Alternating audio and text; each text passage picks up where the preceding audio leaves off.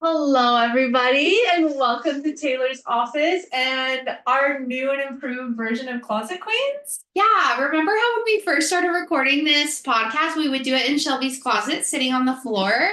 Let's clarify, we did not do it in my closet. We recorded the podcast in my closet. Let's clarify that. And we used to always sit on the floor and drink tequila shots to record the podcast. We did always have tequila shots. This time we decided Chardonnay was enough. I have a retreat to teach tomorrow. Yeah, that's exciting. Do you want to talk about it? So I'm doing a self-love retreat with one of my really good friends, Kim, tomorrow. It's for Valentine's Day, and I'm very excited. There's a lot of women coming, which is so exciting, and we're just going to do a bunch of self-love stuff, yoga, breath work, cacao, hape, all the good things. I'm actually really stressed about that still. Why? One of them goes in your nose? So hape is like a mild form of a psychedelic.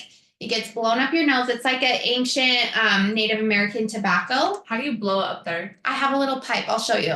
It's like a little...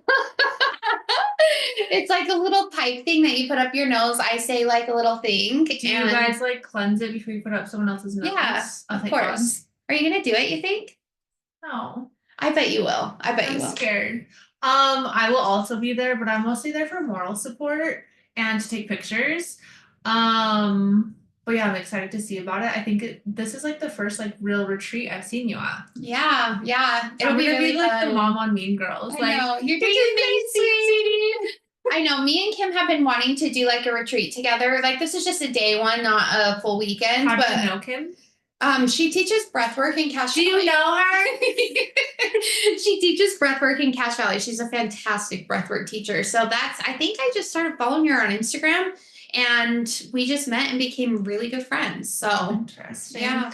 Also, I want you guys to know I had a facial today, so I have no makeup. My face is super sensitive. Her skin looks beautiful. But also maybe low-key burned. Like, I can't really touch it. But the witch doctor gave me a microcurrent facial where this wand like penetrates into my skin to try and get everything working. Ew, I don't like the word penetrate. Are you sure? And yeah, so my face is very tender, and I even have 2 zits because I've been eating so much fucking chocolate lately. It's been so... Why? Because Valentine's candy? I think it was partly because of my period. What? I was just making sure the mic was still. Partly because of my period, but then also like low-key depressed. I have some news. The first news I want to share, which is so frustrating to me. I need everyone to know that Queen Bee has fallen. I'm watching Gossip Girl right now. Queen Bee has fallen, and I lost. Gossip Girl is on my notes too. Queen Bee has fallen, and I lost my Delta status, and I'm no longer Sky Priority. Is that why you were so quiet when I was saying what my Delta status was? I have a higher status than you. No, you're not higher. Oh, Silver I was medallion like, wow, you guys. Silver medallion is the lowest fucking status they have. Everyone is silver medallion. No. Yes. Well, it goes silver, gold, platinum. I was platinum with Sky Priority, and I had it for 2 years, and I lost it last year because I did not fly enough. Okay, well, asshole, silver's still good. Silver's still a winner. Silver gives you no perks. Actually, I get 15 passes to the freaking Delta Lounge for people who aren't members. Of your credit card. That's the same thing. No, it's not, Taylor. What's it? Okay, after we're done recording, I need a breakdown. I don't understand. You guys, listen, I'm a Delta hoe for life. I will never fly anything but Delta, but I don't understand. I don't get it. Same. I just use my Amex, and I'm like, I hope I get a free flight. I got a free flight today. That was very exciting. I am not an amateur at how this works, but I'm a Delta hoe for life. So when I was saying same, that's what I meant. I'm very upset, but I want everyone to know who's watched Gossip Girl, Queen Bee always comes fucking back up. She does. So I'm taking the L this year. I'm devastated. You're out for the whole year. Until like February. I have to improve my status for the year to try and get back, but I still have to hit gold and then platinum. Okay. Anyways, that's really upsetting to me, but if Gossip Girl has taught us anything, Queen Bee will always come back up. And I'll get back, but I'm pretty fucking upset. I understand. I understand. On my notes to talk about for the week was Gossip Girl and Teen Mom Thursdays is back. Thank you to my mommy over here who lets me use her YouTube TV. You pay for it. I know, but Not the still, whole thing, but you let me share it with you. Anyways, Teen Mom Thursdays, you guys, if you're watching on Thursdays, not even on Thursdays, if you're watching the new season of Teen Mom, slide into my DMs. I love talking about Teen Mom. You know, we've been watching the show for 16 years. Isn't it crazy that their kids are like 16? Yeah. Yeah. They're 16 and we've been watching it since the beginning. Yeah. It makes me feel old and it's sometimes shocking to me when I see them like talking about their age. I'm like, wait, we're the same age. I know, it's so weird. I do not know why Teen Mom is such a guilty pleasure of mine. It's so good. Love it so much. I love it so much. But in addition to my Teen Mom Thursdays, I always rewatch Gossip Girl around this time of the year. I don't know, man. Gossip Girl is the shit. Gossip Girl is the shit. This is the first time I'm fully rewatching it since it came out. Oh. So I wish I could watch it for the first time again. When I went to New York 4 years ago, 3 years ago, I think it was 3 years ago.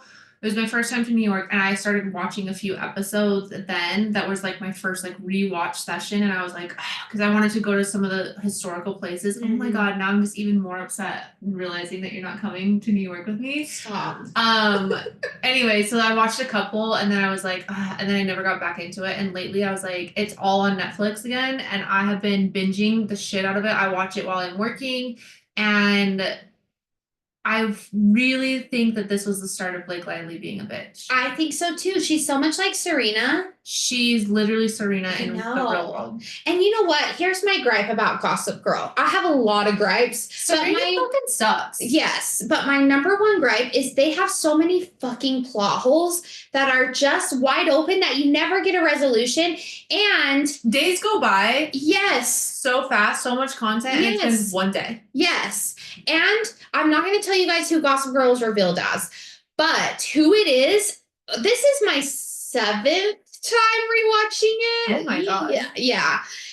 Anyways, every time I watch it, I'm like, hey, I gotta find some clues. I gotta find some hints that this person is Gossip Girl. They're not there. Doesn't make sense. It literally was like, we gotta wrap this up. Okay, but there were so many different people to end it with. I know. In the end, Gossip Girl is so good. When you visit New York, it just really instills that further in you. But then on top of it, they have a Gossip Girl tour.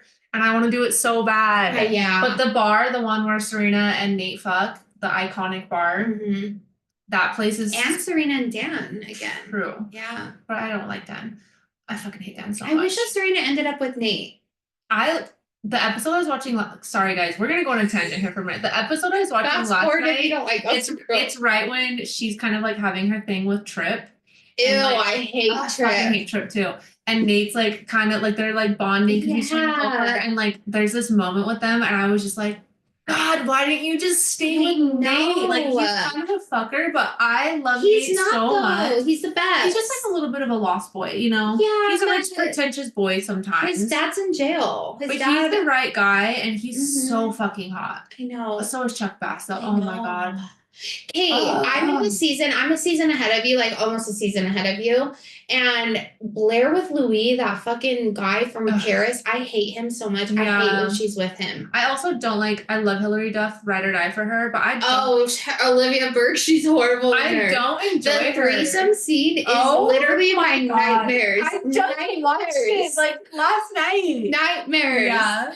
Nightmares. Anyways, Gossip Girl's lit. The Gossip Girl tour is still on my list. The other thing I wanted to talk about is we've never officially talked about this. We wanted to. We have not addressed the fact that Demi Lovato is suddenly normal again. Oh my God, we actually haven't. That's so weird. I just saw something on Instagram 2 days ago and I was like, wait, we were supposed to talk about this. Is this some weird Hollywood trick where like Lindsay Lohan was super fucking crazy? Now she's fucking gorgeous with all of her whatever treatments and normal, having a kid, having a husband, and now Demi Lovato, she used to do fucking like the weirdest shit on Instagram. She literally sang to a ghost. Have you ever seen that video? She was like brain dead, remember? Yeah. She had that whole Hulu thing. Yeah. Have you seen that video of her singing to a ghost? Yes. That is literally, that video lives in my head rent free. So it's so funny. But suddenly she's like casually come back as normal and she's not on Instagram a lot, but she's normal and she's dating a guy. And we haven't talked about, is this like a weird Hollywood switcheroo, like weird thing? Like somehow she got Like, how did they get so crazy and then these people get normal I don't again? know. Because I know people that are like crazy from drugs and stuff, and they don't get normal. Yeah, I don't know. I don't know. Demi Lovato was whack. Remember She's- that whole like Instagram rant that she went on Yes. about the frozen yogurt place? Yes, and yes, that's what I'm talking Yeah, about. that is that. You know what? I actually have never thought of this. Now You're she's so right. suddenly back, and Lindsay Lohan, remember her whole show in Greece, and she was so fucking crazy, Yeah. and she was so That crazy. dance. Yes, she was so fucked up all the time, and now she's normal. Interesting. If Amanda Bynes, Yeah. if Amanda Bynes does make it back, because she's fucking whack. She's so whack. Remember how she does nails?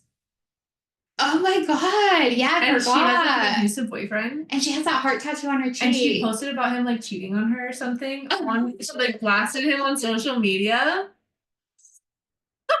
She's crazy. Listen, we sound like we're obsessed with pop culture. Our life is just We are.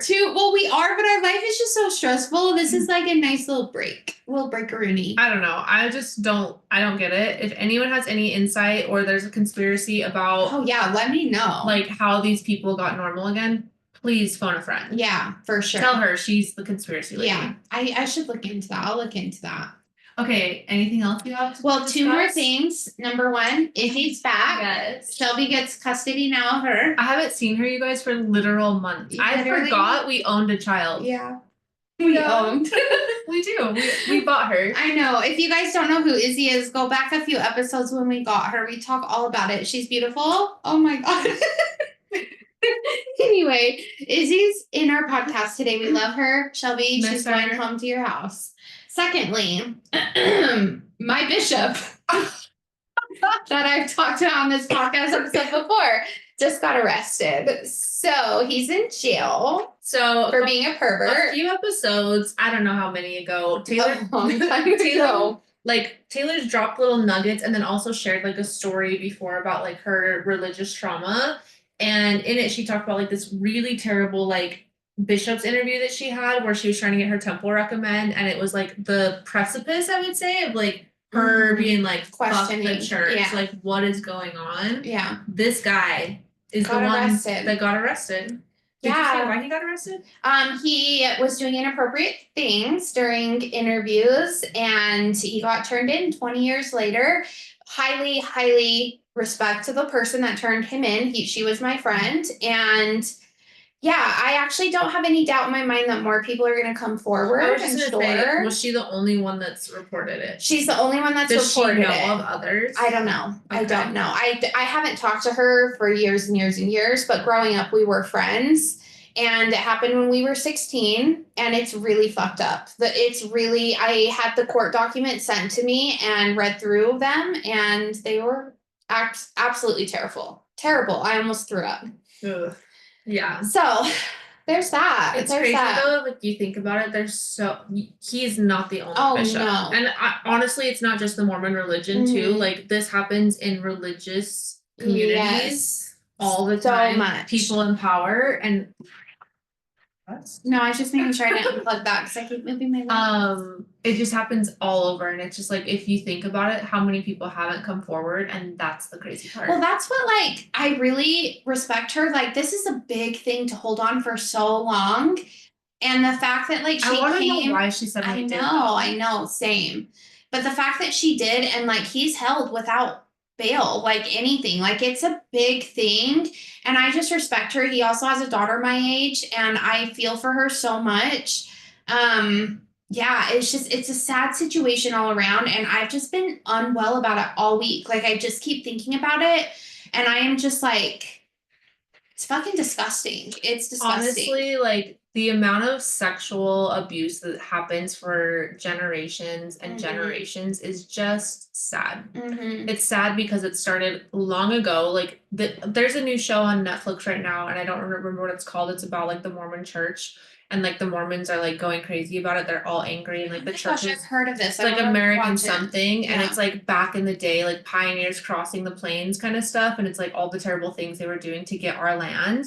And in it's like all of this rape is happening, and it's like insane, but it's like it was happening even before then, and it's like Yeah. it's just been these generational cycles of like people doing it to kids, and whoever, and then it just repeats because it's a sickening game. Like Yeah. sex is an addiction, really, Yeah. at the end of the day, and people don't realize how bad, like what I learned in therapy is like your brain gets rewired because of like the situation you were in, and then some people have the rewiring where they do it to others because they crave it and they need that, and that's what makes them feel like whole, and they don't even realize they're doing it. And some people reject it and have like the traumas from it and like don't want it, but there's like always two sides of it, and it's like that's why it keeps happening. And it's just sad because it's like there's never going to be an end. No, there's not. You can't end it. And the bad thing, like, it's not just the Mormon religion. No. It's all religions. Is people use like God told me to do this. Like that's what this bishop told her, is like God told me that I had to do this. Yeah. And so it's like, was she friends with his daughter? Yeah. That's one thing I've noticed is like in religions especially, is like when friends like come over and like the guy's already like kind of fucked up. That's exactly what me and my sisters were just talking about the other day. I have an uncle, I say it in quotation marks because he's not technically my uncle, but my grandpa's siblings, I call them my aunts and uncles because that was like my parents or whatever. Yeah. So okay, he's not my uncle. It would be my uncle's son. So okay. I don't know what he actually. He's like a cousin. Yeah. Like some Distant level, cousin. some level of cousin. But to me, he'd be like my actual cousin. My like first cousin is what I would consider him. He's not, because that's not like the bloodline or whatever. Yeah. But he did this. His daughter like would come over with her friends and they'd be in the pool and he'd be like hanging out with them, and he sexually assaulted one of her friends in the pool and he went to jail. But it's like I think that like these guys, like these girls come around and then they're like, oh yeah, that's my target. And that's sick. Yeah. It's like our neighborhood was really close growing up, and but his daughter and her were really good friends. And so I don't know. It just is sad. It's sad all around. I remember like getting pregnant with Henley and having these thoughts, and like I straight up had conversations with Wally where I was like, you're not a fucking freak, are you? Like, if she brings over her friends and they're in like booty shorts, are you gonna be like checking them out? Like, this is concern. Like, I had like this whole panic moment, and I think it's because I have been through sexual assault. But I remember being like, are you fucking perv? Are you into teens? Like, I need to know. Like, I need to be prepared now, and you need to get into therapy. And he was like, what? Like, it came out of nowhere to him. He was like, you're fucking insane. Because he's not like that at all. Yeah, no, but I literally had that panic. Yeah. Well, I mean, if you know people that like this has happened to, it's a valid question. I'll have the same panic when like she comes over with her friends and Jaden comes around because he's closer in age and it would still be probably appropriate. But I even had the same worry sometimes when like Jaden's friends would be over and they'd be like wanting to sleep over and Henley's room was nearby. I would make her sleep in my room on those nights because I didn't know if these boys would try and go. Yeah, you never know. You never know. It's just like, again, it's a sick cycle that we will literally never be able to stop. Well, and a lot of people also don't talk about it happening to them. And so they have like these urges that they act on and they don't even recognize that it's because they've been through trauma themselves. Well, and a lot of them disassociated so much. Yes. They don't even remember it happened to them until somehow that gets unlocked and then they're like, oh shit. And it gets unlocked with ketamine treatments because I've sat in a lot of these. It's true though. Like it takes something for them to be like, oh my God, I just realized this happened. To me. Yeah. We have a friend, I won't say anything else about that, but we have a friend that like in her, I don't know, late 20s had a session, not ketamine, but a different thing. And she like had this memory that she was sexually assaulted. Yeah. And like she couldn't remember it at all until then. Like 20 plus years. That's fucking insane. It is. But trauma really like messes up your brain. It really does. Yeah, it does. Sexual trauma, especially, that's one thing I definitely learned in therapy. And still sometimes I'm shocked about it. Yeah. Like what it actually does to your brain. Yeah. Yeah. It's crazy town. So anyways, I'm sad for her. My heart goes out to her. Same. I applaud her though. Like that's impressive. It's super. Like, what's the word I'm looking for?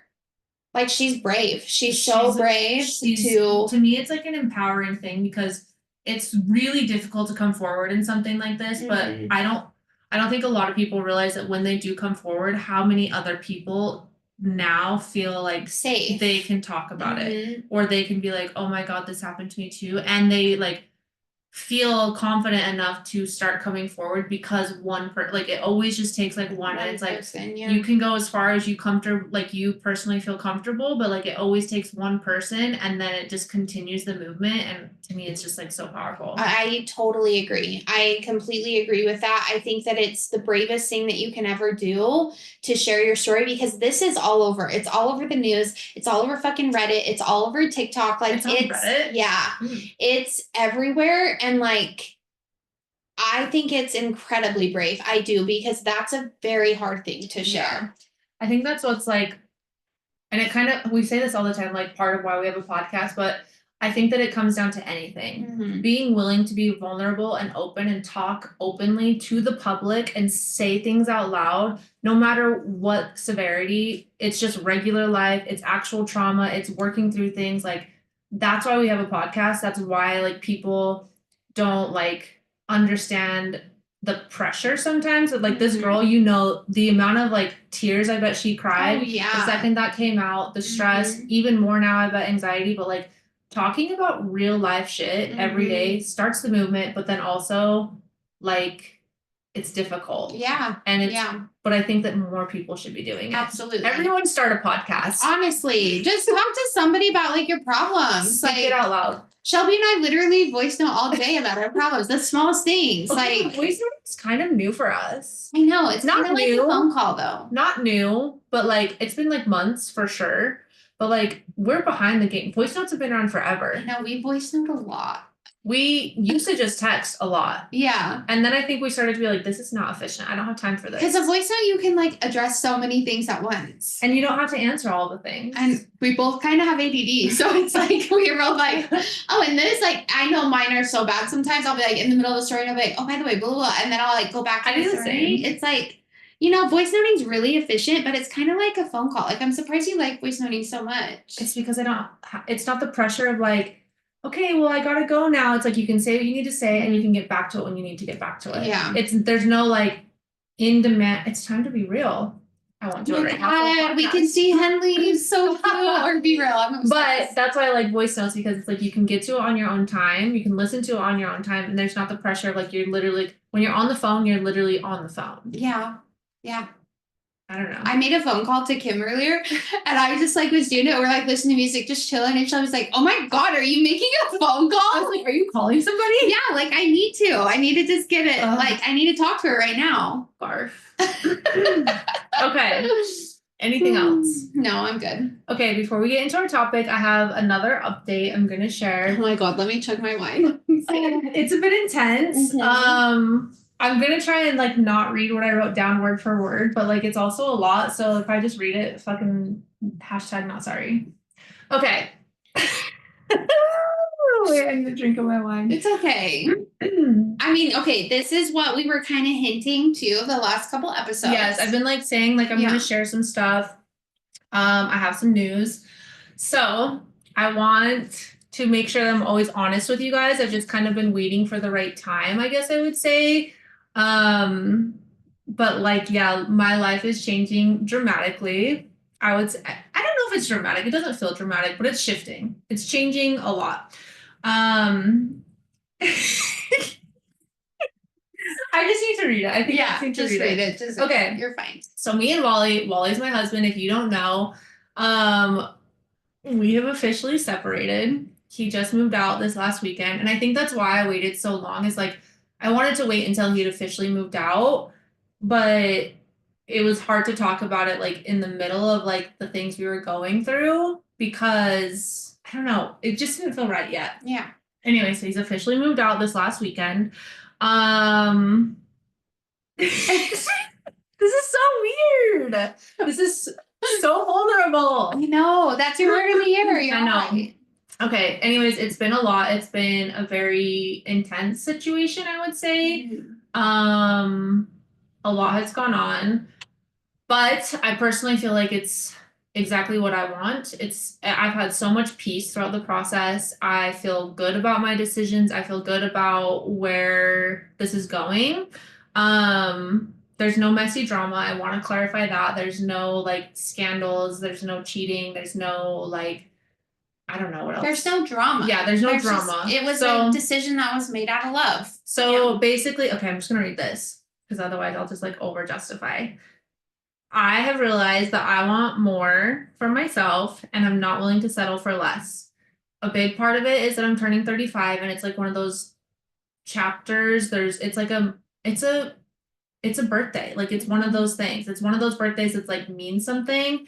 And I know that that brought this my way, but on top of it, I think the witch doctor, the energy work I've been doing, and then also leaving my toxic job 2 years ago, I think is really what like started it. That was like the first part of it, I would say. Anyways, again, I'm rambling.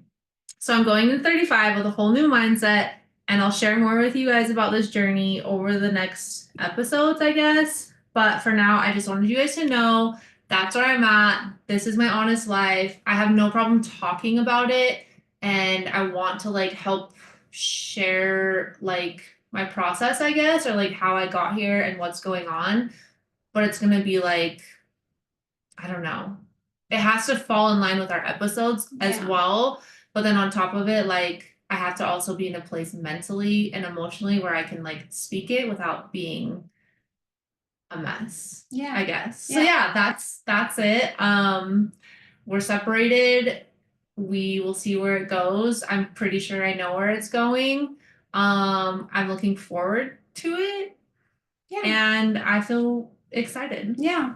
So yeah. I think a lot of people don't understand when you're in a relationship with somebody so young and you have such an intensity of your life, which you and Wally do. It's really hard if the other person is not on the same page as you. Yeah. And that's kind of what it was. There was no drama, there was no cheating, there was none of that. It's just you guys are on different stages and phases of your life, and that's okay. Yeah, we've officially been together for like 17 years, which is a very long time. I first got together with him when I was 17. So I'm 34 now. We've been married for 13 years, 14 years, I can't remember right now. So 17 years altogether. And my biggest thing behind it has just been like, just because I made a decision when I was 17 doesn't mean it's right for me at 34, 35. Yeah. And so that's where it's at. I will share more about like how we got to this point, I think, of like where my logic is and why I'm choosing myself for once, which is a very uncomfortable place for me to be. I don't ever do that. I know it seems like I'm a selfish person because I do a lot of fun stuff and I'm doing a lot of things that like people probably don't do. So it seems like all you do is care about yourself. That's not it at all. Like caring for yourself means so much more. And I think seeing Judy the witch helped me be like, wait, I actually matter. Yeah. And I think that's where a lot of it came from. Yeah. Yeah. So yeah, that's my update. Cat's out of the bag. Now I'm sweating. It's all right. It's a good thing. It really is a good thing for both of you. It really is. Yeah. It's good for everyone involved, literally. Yeah, it is. So on that note, part of what we wanted to talk about today, and that's why I also feel like it's helpful to get that information out, is what we want to talk about today in this episode is we've been wanting to do an episode about building a community, building a supportive community or having a supportive community because I mean, it's taken us a long time to get where we're at. And we've had an episode similar to this where we talked about clapping for her, I think is what we called it. Clap for her, where you like need to have people in your life that clap for you that are like supportive. This one is where we want to talk more about actually building that. How do you find that? What does that look like? I think the best example, and I think we shared it also in the clap for her episode, is we have a group right now of our girlfriends. We call them the Samanthas because of Sex in the City, which God, that's the best fucking group chat name. I know. And you know what is so funny? It's because none of us are Samantha and we all want to be Samantha. So that's how we came up with the We don't want to be Samantha. We want to be Carrie. All of us want to be Carrie. I know. Carrie sucks. I want to be Samantha. Carrie is the one with the shoes. She lives her best life. She lives her best life. I mean, she does live her best life. Zero fucks for sure. But all of us are pissed that we're not Carrie. When we took the quiz. Yeah, because you guys said I was Charlotte. You are. No. 100%. Oh my God, I can't. Anyways, this happened because I was drunk on a plane I get a lot of plain thoughts, and I was messaging the girls. You are a plain thought person. About Sex in the City. We talked about how I was watching Sex in the City on the plane. And our friend Amy has never seen it still to this day. I'm so confused. She's seen it, but not a lot. She watched it with her sister when she was very young. She should not have been watching it. We need to have a Sex in the City night. But anyway. We planned, well, first I just named our group chat the Samanthas after that conversation, but we were already friends. So that's what, when we reference in this episode the Samanthas, that's our group chat, that's our girl tribe, that's like our core group of women that we have found that we can say anything at any point and go through anything at any point. And each one of these women have been supportive, they've been honest, they've been genuine friends, and they are there to help us through anything. This is gonna make me cry. Don't do that. So it's taken us a long time, though, I would say, to find a group like this where it's like we've been through a lot of bitches. No matter what, you can rely on them. I could say literally anything at any point. And to me, I think it's just important, and it's helped me so much, especially as I've been a mom, as I'm going through my new journey, like to have a supportive group of like core women that I know, and we all live nearby. And I think that that's also crucial, is like I have a friend, Lois, Taylor's friend too, but I started our friendship. I know, you always call her your friend, and I'm like, I've literally known her for like 10 years. Like, she's my friend too. My friend Lois. Lois, you're my bestie. But like she would, if she lived here, she would be in this Samantha's group. Oh, for sure. But like she doesn't live here. And so there's like your core group of people that live nearby that could literally just drive over with a bottle of wine. They come to your events, they're around all the time. Because they know all of it because they're in your regular life. And then so that's what I think is interesting, and something that people should also like think about is like you can have supportive people. I still have supportive people that don't live here in Utah, but my core group, my Samanthas, I know without a doubt if I was having a bad day on Monday. Wally just moved out, and I was texting them, crying in my closet, all the things. Next thing I know, I have the most beautiful flowers at my doorstep. Like that's the kind of support I think that women are missing a lot, because women are fucking assholes. Yeah, they are. And it's really hard. But I think it's an insecurity thing. It is. Yeah. And it's really hard to find your essential group of people. And so I think that that's kind of like what we want to talk about. We want to talk about like the negative impacts of having people that aren't genuine. I think we all know them. We all have gone through these friendships, and it's hard to cut them off. It's hard to stand up for yourself and be like, I think we've talked about this before on the podcast too. You almost have to have two friends willing to be like, no. Yeah. Because if it's just you and your best friend, if it's just me and you and I have nobody else, I'm gonna put up with the bullshit forever. Yeah. Because I have nobody else. Yeah. I don't dare walk away. I don't dare have a boundary. I don't want to fight with you. I will fight with you because you're toxic, theoretically. Oh my God, I was like, wait, what? No, I'm just hyping on this hypothetical situation. And so it almost takes like, you need to have two people that are like, this isn't okay, this isn't who we are, we don't like this is fucked up, and we need to band together and move on. It's really difficult to do that if you don't have that. Yeah. So if you are in a situation where you only have this one person, you only have your core group, your supportive group of people is one person, you got to start finding another friend. Yeah. You got to find another friend, get close to them so that you can migrate away. And they don't all have to be friends. You could just find another friend, get close enough with them that you feel confident enough to say no to the bad friend and start hanging out with the other one. And maybe that other one isn't your end game, but it's a stepping stone that gets you out of another toxic friendship. And I think that's what's difficult for women, is if you don't have anybody else, you put up with a lot of bullshit. And it's true. Terrible. Yeah, it's true. Because women can be so toxic. They can be so toxic and so mean just because they're insecure, or just because, I don't know, whatever reason. But it's really hard. Like, female friendships are so hard to find. They really are hard to find. I don't want to be a man hater because I do like men. But I do believe that men are a big reason why women are nasty to women. Yeah. I think that men make women feel shitty a lot, and they're already feeling insecure, and they're already feeling whatever. They feel a sense of competition it's like their instinct comes in of like, you're my competition now because this guy also makes me feel shitty, but you have something that I don't, and I'm not feeling any validation anywhere, and I don't know how to find it within myself. And that's the core problem. Yeah. Is women don't seek within themselves first. They're seeking outward from a man or a friendship, or they're seeing somebody have something, but they're not looking inward. And that's the core part. That's another fucking episode for another time. Yeah. But that's really where I think it comes from, is like a man not having what they need, they're not getting fulfilled, they're not feeling the validation, they don't know how to look within themselves, and then they see a woman that has something that they wish that they had, that appears on the surface to be what they wish they had, and then they like attack or get rude and nasty. Women can be so nasty. Oh my God, they can be so nasty. I have been bullied by so many women in my life that I am just like, I've been bullied, but not like aggressively. I've witnessed it in our even older age where people that have surfaced from high school come for you. I know. It's so weird. It's so weird. And it's so hard because I'm a nice person. I feel like I'm a really nice person. I try to include everyone. Like, I'm not mean. Like, I'm not mean. So I don't know why this happens. I mean, help me, I'm poor.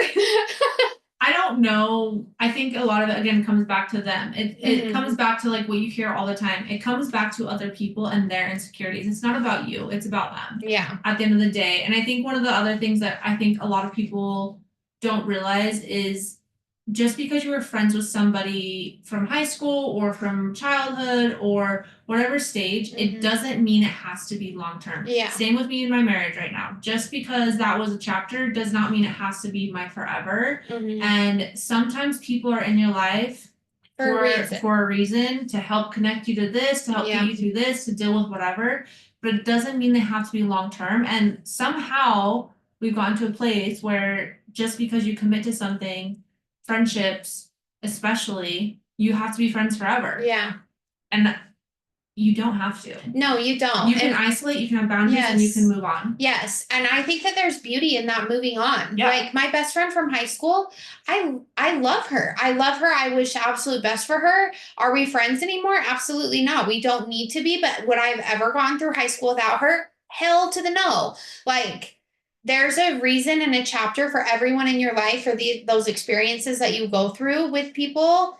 There's a reason for it. And sometimes they're only meant to be in your life for a short term. You and I, for example, we're not friends with the girl that made us friends anymore. I would have literally never met you if I didn't know her. Same with our friend Tanya. We would have never met her without our old co-host. Like, there's people that are in our lives for a reason to connect us with other people. And that's just what it is. I think I've shared a couple times now, but I have a friend that my sister is now dating. They've been together for a couple of years now, and it was a big falling out. She was my best fucking friend. Yeah. And there was a lot of heartache on my part with it. It's still sometimes hard. I still miss her to certain like extents. But I had to like mentally be like, you know what? If I didn't meet her, there's so many other people in my life right now that I would not have met. Yep. Jaden would not have certain friends. I met her through football because of Jaden. Well, she wouldn't even have been in my life without Jaden. I don't think Jaden would have made it through his life without her being in it. I don't think I would have made it through adopting Jaden without her. I absolutely truly believe that like I made it through that in the healthiest and unhealthiest way possible because of her, and I have so much love and respect for her for that, because it was a rough fucking time. And then I have to like also be like, maybe this next chapter, like maybe her and my sister being together, low key, still don't believe that, but we toxic positivity will believe that that's meant to be, and maybe she was in my life to help me connect her and my sister. Again, don't think so, but I will say I would not have gotten where I got. Jaden would not be who he is. All of these different people in my life. I just had a hot tub session with one of my friends from football. Probably wouldn't be her friend or that close with her without this lady either. Yeah, for sure. So I had to, because I was in turmoil over this friendship breakup. I couldn't even function. I was so angry. I was so confused. I was all of the things. And then I finally, like, one day was just driving and I was like, I have to just accept that some people come into your life for a certain amount of time and they don't have to stay forever. And I think that's one big thing that a lot of people forget. Yeah. Okay. Any other things with that topic? The other thing I want to talk about is quality over quantity. Mm-hmm. I used to have a lot of fucking friends. Mm-hmm. When it was like all of us trying to get together, it was like 7 to 10 deep. It was, I would say, intense. It was so hard. So hard. So many personalities. Mm-hmm. So many different like. So many fights. So many fights. So many different vibes. Mm-hmm. So many different spouses because then they're in relationships and that adds another layer. And I think it's hard sometimes when you start like in your early 20s, you start like having a bunch of people around and you're all hanging out. People would get jealous if we weren't all hanging out. And so it felt like every time we hung out, we had to invite everybody. And I think if you can find people that are okay, if Taylor and I hang out without them, the Samanthas aren't mad. They low-key wish they were here, guaranteed. But they're not mad. If I hang out with another person in the Samanthas, people aren't mad. Mm-hmm. People aren't like, oh my God. Maybe they're like, oh my God, I wish I was there. Yes. But not in a rude, ignorant, passive aggressive way. There's a big difference. Because I've had people be like, oh my God, I wish you would have invited me. That's different. Mm-hmm. If you ever get the, I wish you would have invited me, that's an insecurity on their part and a sign of maybe a red flag. Yeah. I would say. Yeah. Like, you don't have to invite everyone in your friend group. Mm-hmm. So remember, quality over quantity. If they're jealous that you're hanging out without them and they say things like that or make you feel guilty, we used to have to lie about what we were doing to hang out without people. Yeah. And finally we were like, listen, we're not gonna lie anymore. Like, oh my God, don't post on Instagram, this person can't know that we're together. Or if we were going on vacation together, like, don't talk about it. We started to be like, it was like, I remember one year we were like, we're not fucking doing that anymore. Yeah. If we're going on vacation, we're just going. And we're just gonna say, I think it was right before our 30th birthday. We're just gonna say, yeah, we're going to California. Yeah. And they can be upset. Let them. Yeah. Oh my God, if you guys are not listening or reading the Let Them Theory book by Mel Robbins, so good. So good. Yes. Okay, the other thing I would say is to help you find your core people. So quality over quantity, and look for people who uplift you. They encourage you and they're not competing with you. They're not saying these little passive aggressive comments. They're really genuinely happy for your success. The clap for her episode, I think would be a good one to listen to if you are like struggling in that. But also the next one, we've talked about this a bunch of times, pay attention how you feel when you're around them. That is a huge red flag for you. If you feel anxious, you dread going, you feel like you need to make an excuse before you go hang out with them. Like Taylor would talk about this all the time because she lived in Logan. And she would say, like, I would get to the point where it's like, I felt like I had to make excuses of why I couldn't come because I just didn't want to do it. But she couldn't say, I'm not coming, because it's somehow become unacceptable. It's getting a lot better. Yeah, it is. It used to be unacceptable to say, no, I don't want to do that, or like, no, I'm not going to make it. You felt like you had to give it a reason about why you couldn't make it, because people would be like, why not? I think people have gotten better at that. Yeah, yeah. Or if you're in a bad friend group, they haven't gotten better at it, and that's a sign. That's a red flag. If they're like, why not? Then that's a sign that you're not in a good friend group. Yeah. I think another big thing for me, because I have to drive so far to like see people. Thanks for coming up, by the way. Because I have to drive so far, if I was dreading during my drive, like, oh, I hate this drive, I can't believe I have to do this, I can't believe I have to go see this person, that was a big red flag to me, that I was like, okay, I need to reevaluate things, because I never upset when I'm driving to your fucking house. I'm never like, oh, I don't want to go, I don't want to do this, I don't have to drive home. Like, imagine. Oh my God, that would be so sad. I've never felt like that with you, but other people for sure, I was like, oh, I really don't want to take this drive and go see them. Like, it's draining my energy to do this. If you are feeling like your energy is being drained, whether you have to drive 2 hours or not, that's a big sign. Yes. That was, I think, for me, like a big thing too, where you were like, you'd message me and be like, I don't want to go. And then we'd like talk about it. And that's when I kept being like, okay, we can't live in this unhealthy like friendship. Yeah. Yeah. Okay. The other thing is values. Do your values actually align with them? I think this is like a huge thing. People call Taylor and I codependent. They call us whatever fucking words they want to say because they have their own issues, that's about them. Our values are very aligned. Yeah. We see life the same way. We want big lives. We want to work on things. We want to grow. We want to develop. And our values, like who we want to be as people, genuinely are the same. We don't want to be assholes. We don't like, I don't know, we're good people. Yeah. If you're with friends and you don't feel like your values are the same, it's not going to be a compatible group of people. It's not going to be a compatible friend. And you have to see that and accept that. You can encourage them like or talk about these things. And if it's still not aligning, you need to be able to say, we don't see life the same way. Mhm. There's plenty of people in my life that I love so much, but we don't see life the same way. I can still love them. I can still be around them. I can still hang out with them and make time for them. But they don't have to be my supportive community, my Samanthas, because we see life differently. Yeah. And that's okay. Yeah. But I think I've talked about it before too on the podcast, like having levels to your group. I think it was like something about like your circle. You can have levels to the people. Just because they don't have the same values doesn't mean you're not friends with them at all, doesn't mean you don't see them, but you can have your A group, B group, C group, D group. Like that's a good way to like compartmentalize, I guess I would say. So my Samantha's 100% in my A group, I would say. Mm-hmm. People can move in and out of groups, but like see it that way of like, I don't have to say, I'm never seeing you again. Or you can, if they're that bad. Or you can say, I still care about you. I'll see you sometimes. Mm-hmm. And I still love you. I'll also touch base with you. Also make time for you. But you're not my person that's like there for me all the time. Mm-hmm. Because maybe your values aren't the same. Yeah. The other one is, who are you already drawn to? You and I were drawn to each other. Yeah. We're in a love affair. Just kidding. She left Wally for me.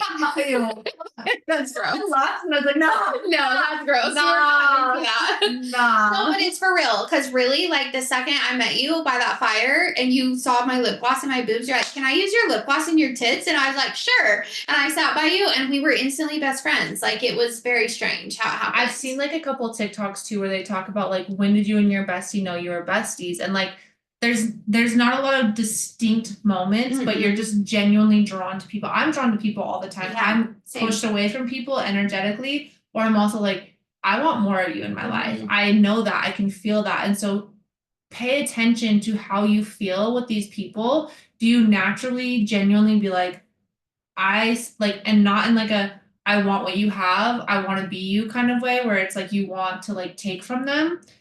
It's like, I love your energy. So think of it more energetically. And if you don't believe in energies or you don't have that connection yet, just pay attention to who you're like, I feel really happy when I'm around you, or it just clicked and I don't know how it happened. I don't even know what we said, but like now we're just friends. Those are big signs to pay attention to, I would say. Yeah.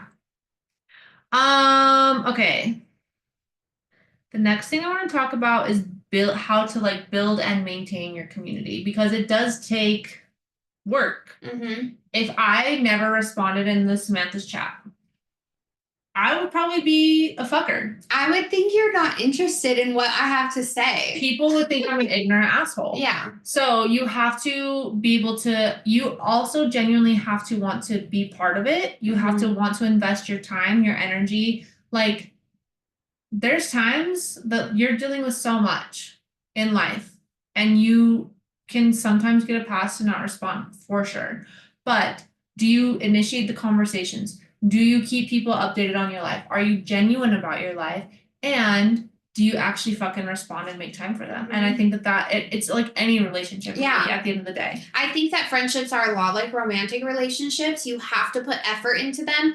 You have to put effort into seeing them. You have to put effort into talking to them. Making plans. Yes. Sharing things about your life. Like, literally, the plans don't even have to be big. Like, a few weeks ago, we fucking went and sat in our friend Amy's closet and just, like, talked and hung out because she has a bomb closet. Like, it doesn't have to be anything crazy or huge. It can just be like, hey, come over to my house and, like, let's just hang out. But you have to be willing to, make the plans. And when you say you're going to go, you go. Yeah. There are times when you can have a pass. 100%. I showed up late. I had work. I couldn't make it right on time. I felt shitty, but I was like, it's the Samanthas. They get it. I'm going through a lot. It's totally fine. But if you commit to something, you say you're gonna come, all of those things, if you keep flaking, That's a problem. exiled. You're gonna be exiled, and that's on you. That's not on your group of people. That's because you chose to not be a friend. You didn't want to commit time. Yeah. And that's okay if the group's not aligning. Like again, if it's not working out for you, that's okay. But like you have to be willing to invest in it. There's plenty of times where we've made plans and I'm like, God damn, this is gonna throw a wrench in my week. Everything's gotten busy. We'll make plans like 6 weeks in advance or whatever. And then it starts coming and other things built into my schedule, and I'm like, but I know that the second I get there with my girls, the second we're all hanging out, I'm gonna be so grateful I did it. Yeah. And if you don't feel that, that's a problem. That's a problem. Yeah. That's a red flag. I honestly think like another form of love language should be like, oh, I think it is quality time. Yeah. Quality time.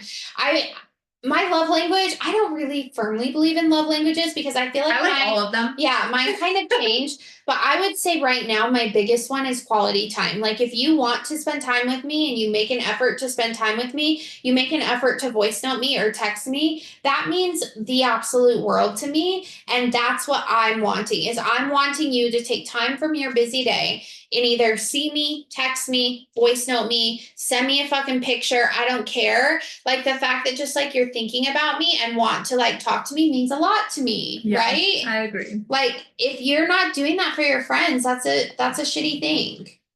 I 100% agree with that, and I think that it really comes down to like, A, do you enjoy being there with them? And are you gonna make the time? Like we're all busy. Everyone has so many different things going on in life, but like if you can't get together and laugh and just like to your core be like, I'm so fucking glad we did that. Yeah. That's not your group of people. Or even just a text. Like even just a text, texting somebody being like, hey, I'm thinking about you. Like, how are things? Or just, hey, I'm thinking about you. Like that means a lot. This is a good example. We have our group chat, the Samanthas. We all sometimes it'll be weeks, days before we're all chatting in there, but it's always the Samanthas is there. It's a group chat that's always there. Anytime that anything is going on with any of us, I know for a fucking fact each one of these women reach out to that person individually. Yes. We talk, someone shares something in the Samanthas, and then each one of us loves each other enough that we go outside of the chat and doesn't matter in the moment, couple days, it's a Venmo, it's whatever. Yeah.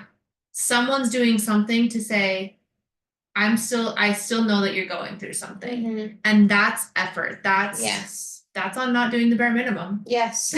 I totally and agree. not being in competition. Yeah. And I will genuinely say, I know for a fucking fact these women could talk about me outside of me being there, but it's not in a derogatory way. It's not in a way that is hurtful. It's in a way of like love, concern, and just like you can genuinely talk about people in your life and what's going on with them without it being shit talking. And I think that's a big stigma. Yes. Where it's like, if you're talking about somebody and they're not there, you're talking shit. Yeah. No, it's okay to talk out of concern or out of just like, I'm really feeling for her. Or how can we approach this or whatever it is. So if you're in circles where the conversation's not that, that's a problem. Big fucking problem. We need like a buzzer. Problems. Okay. The last thing I want to talk about is, and this is on vulnerability. Okay. Going deeper and strengthening your relationship / maintaining it. So I'm a big believer of this. I've always felt this to my core. If you cannot be genuine, you can't be open, honest, and whatever, and just talk about your life, I don't fucking have time for you. Yeah. I do not have time for you in my circle. I love you. I care about you. If you're surface level, if you don't know how to go deeper, you don't know how to, like, I guarantee every single person listening to this has had a moment where they've hung out with somebody, you ask them questions, how's this, how's that, and they give like 1 or 2 word answers, and then it stops, and then you're like, social anxiety kicks in, and you're like, oh my god, how do I keep the conversation going? This is so fucking uncomfortable. I'm stuck at your house for a couple hours. Like, how do we keep conversations going? And you keep coming up with like random fucking things to say, and all they keep saying is like 1 or 2 word answers. If you can't go deeper, you can't be genuine, you can't be honest, you can't be open, and like talk about real life shit, the shit we talk about on this podcast, I don't have space for that. Yeah. And anyone in your core group should be able to do that. If you only have surface level conversations, that's not a real community. That's Yeah. not a real supportive group. That's not a real friendship. Well, it's just not a connection. Yeah. Yeah. Well, I don't even know what it would be called. Yeah. I think it's like a neighbor. Yeah. I think like because my line of work, when I'm like checking patients in, I hear their whole life. Like, and I think that I've just gotten so used to that like I don't want the like small talk. I can't do the small talk. Like I fucking hate small talk. I've always hated it. I don't work in mental health. I hate small talk. Don't talk to me at the grocery store. Yeah. I don't care. Like when I'm talking to, especially if it's like a girls' night or something, like I want to know, I genuinely want to know your life. I want to know your traumas. I want to know your happiness. Like I want to know all that. I don't want just a surface level thing because that's not a real connection. That's a waste of time for me, honestly. Yeah. I'm sorry. Is not driving an hour and 30 minutes. I'm not. For your small talk. But just with anybody, like no, there's no reason. I am such a caring and loving person. I don't want just like surface level things. Like I genuinely, I'm not like that person that's like, oh, I really want you to tell me things. Like, no, I genuinely want to know these things. I don't like when I ask you how your day is, I don't want you to just be like, good. Like, I really want to know, like, oh, maybe I had a shitty day. Like, let me tell you why it was a shitty day. Like, let me hold space for that, you know? Like, if you don't have friendships that can hold space for the good and the bad, red flag. Yeah. What I would say too is like time is one of the biggest investments that you will never get back. Yes. So if you are putting time into something and it's surface level like that, it's small talk like that, it is not a connection. You're wasting your fucking days. You don't even know if tomorrow's guaranteed, and that's what you're gonna sign up for all the time. Yeah. It's unacceptable. Honestly, if that's what's comfortable to you, fine, but you're wasting your life. Yeah. And I know like we joke about this, that we're like soulmates, you and I, like non-sexually, you guys, we've kind of confused the lines here, but definitely non-sexually. Ew. But no, we are soulmates because I can tell you anything and you will never judge me. It doesn't matter what it is. I mean, I can judge you, but in a kind way. Yes. Like you could be like, you're being kind of a fucker, or you're being an idiot, or no, maybe look at it this way. But like, I can literally, no matter what it is, no matter what time of the day, I can tell you anything. And you're just like, okay, like, here's my opinion, but like, there's never any judgment. And that should be the approach that you're taking with everybody. Like, you should be able to go to anybody in your life and feel that same thing. 100%. The other thing I would say is you should be able to celebrate them. If their success makes you feel any type of way, yes, any type of way that's negative, you got to check your fucking self. Yeah. You got to decide what that is within you, but then also what's this friendship? Because anything that's successful, good or bad, you should be able to be there for them. If it's success and that fucking triggers something in you, that's a you problem. And I'm sorry, it just is. But if you can't celebrate wins together, that's not your group of people. Exactly. If you know that people, if you feel like you can't, I remember buying my house and we had to go to a Christmas party with all the friends. And we had just put an offer in and I was like, oh my God, I forgot about that. And I was like, I can't talk about this tonight. I'm not saying anything. And somehow someone found out and they were like, oh my God, I heard you got the house. Like, I'm so excited. Let's celebrate. They wanted to bring me wine. Turns out she was also a fucker. But I knew going to this person's house, I couldn't share my news because it would not go well over like 3 or 4 different people in the room. And so I had to just pretend this big, huge, amazing, exciting thing wasn't happening for myself. And that's when I was like, yeah, I'm not going to fucking hang out with these people anymore. Yeah. But if they can't celebrate you, if you know that you have to hide something, red flag. The other thing I want to say, I mean, we've talked about hard conversations. We don't need to expand on that. If you can't have hard conversations, you can't tell them the truth. You can't say anything to them with like, I mean, delivery is a big thing. That's again key. But like, if you feel like you can't share something negative with them, that's not a good group of people. And I will say with that, because I see this all the time. If you're not able to cry in front of them, like actually show emotion. I just barely started crying. Okay, but you knew I had emotion, yeah, right? Okay. Yeah, if you can't show your emotion and feel safe to do that, that's a big red flag to you. Like even Shelby and I, our voice notes will sometimes be crying on our voice notes. Like it's if you're not able to share that emotion with that people because you don't feel safe to do so, that's a really big problem. I agree. But also I hate crying, so support you a little bit. Shut up. The last thing I would say on strengthening it is build traditions. And we're so big on this with our friends. Like we always themes, holidays, Galentine's, our Friends girls' Christmas. yeah. Like if you can't build a tradition with them and they keep showing up, that's how you know you don't have the right group. Yeah. Like there's so many signs, there's so many things that you're going to go through that you know this isn't working. There's something off. Listen to that. Listen to your intuition. Listen to those things. Pay attention to how events go. I remember having some friends that like we were mutual friends with and going and having a game night.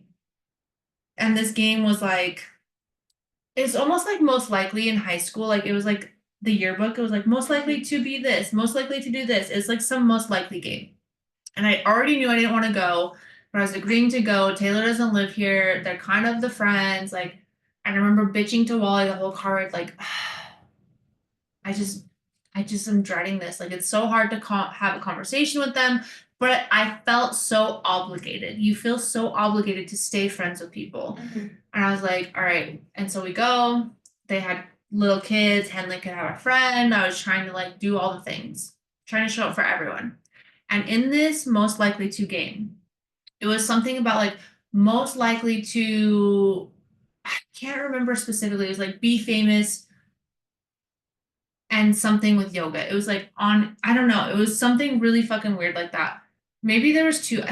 Now that I think about it, I think there was two cards. There was two cards. Yeah. One about like most likely to want to be famous on Instagram and most likely to something with yoga. And first of all, I'm very active on my Instagram. Extremely. People can judge me. I don't give a fuck. I like sharing it. I love posting on my stories like no fucking other.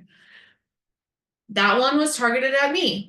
And they were like, oh, Shelby, she for sure is most likely for this because she's always, and there was like this, you could just feel the energy in the room of like, they were judging me. But I'm telling you, they fucking tune in to that story still to this day.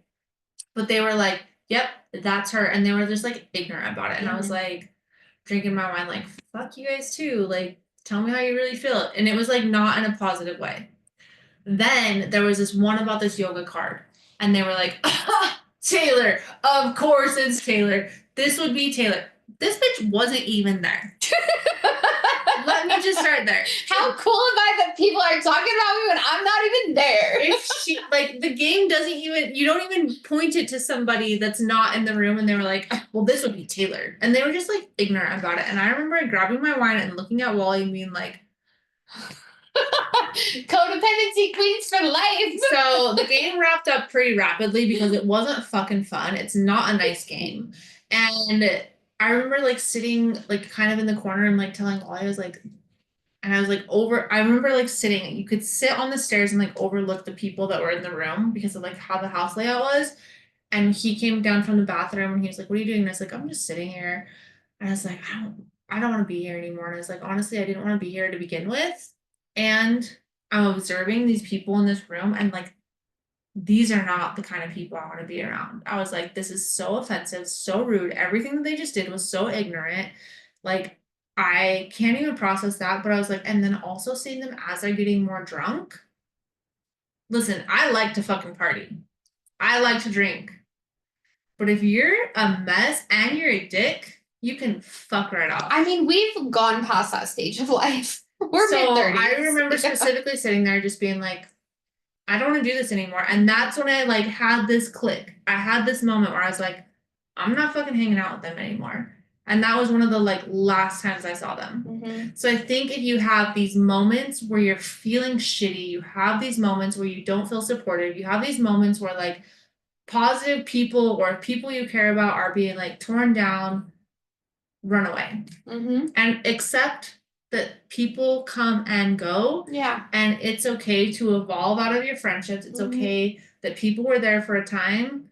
They don't have to be there for a long time. And it never gets rid of the good memories. All of my friends that I'm not friends with anymore, I mean, honestly, I have the best memories of them, and I love it'll never be taken away. And I still talk about them to this day. Like, oh my gosh, remember when this happened? Remember this, blah, blah, blah.